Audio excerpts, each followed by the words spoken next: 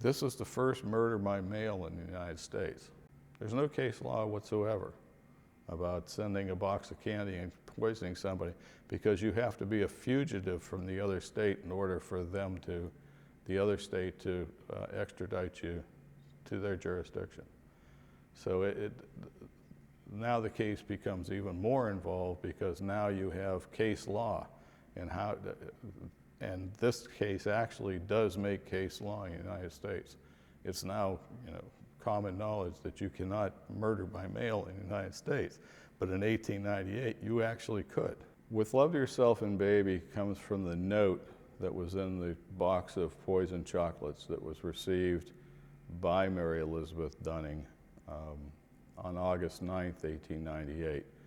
And she was very happy. It said, "With love to yourself and baby, from Mrs. C." She knew somebody named Mrs. C in San Francisco because she had lived there from, I believe it was 1990 or 1895 until 1896.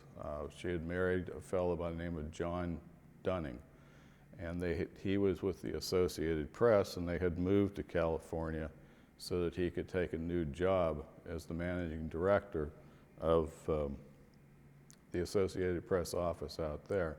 The case really was rather convoluted, also easy at the same time. The chocolates were sent from San Francisco. There was a postmark on the box, August 4th, 1898.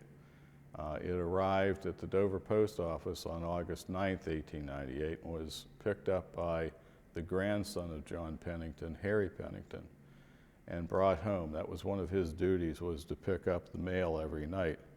He brought it to the house. The family was sitting on the porch, and he gave a package to his aunt and said, Aunt Mary, here's a package for you. So she opened it up, and that's when she saw the note with love to yourself and baby.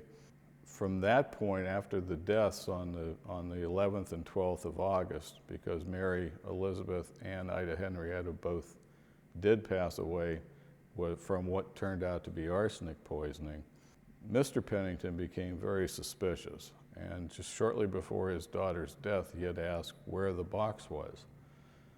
And she told him that she had put it, I believe, above a bureau in the dining room. And he went and he retrieved that, and he looked at it, and he thought to himself, there's something familiar about this. As I found out doing the research, certain points in the time that she was estranged from John Dunning in California, she had received letters. The first one she had opened up, and it was something that upset her, because it told that her husband was having an affair with this unknown woman in San Francisco. So when the next couple of letters came, she didn't open those letters, but she left them, and her father took them into his, I guess, safekeeping and put them in his office across the green. So when he's looking at the box, John Pennington goes across to his office and retrieves the letters and looks at them. They all have the same handwriting on them, or what he thinks is the same handwriting. As the case moved forward, and obviously she is going to be arrested for the crime, because she was only tried for one murder, and that was Mary Elizabeth Dunning. She's taken into custody in Stockton, California, brought back to San Francisco. She gets a legal team, and they fight extradition back to Delaware.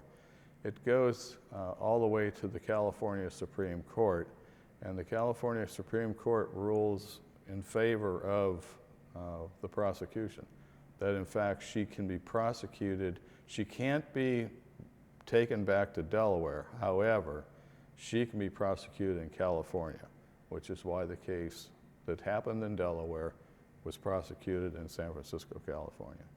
What happened to Cordelia, that's another interesting aspect of the case, because she goes to trial for the murder of Mary Elizabeth Dunning in 1898. She's found guilty and sentenced to life imprisonment.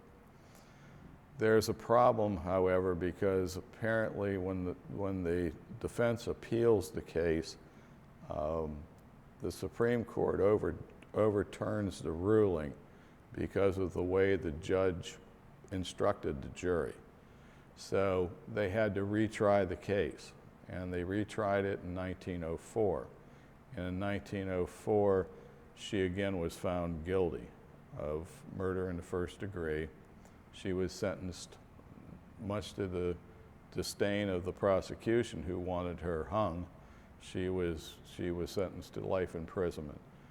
And on March 7th of 1910, the poor lady dies of melancholy. End of story.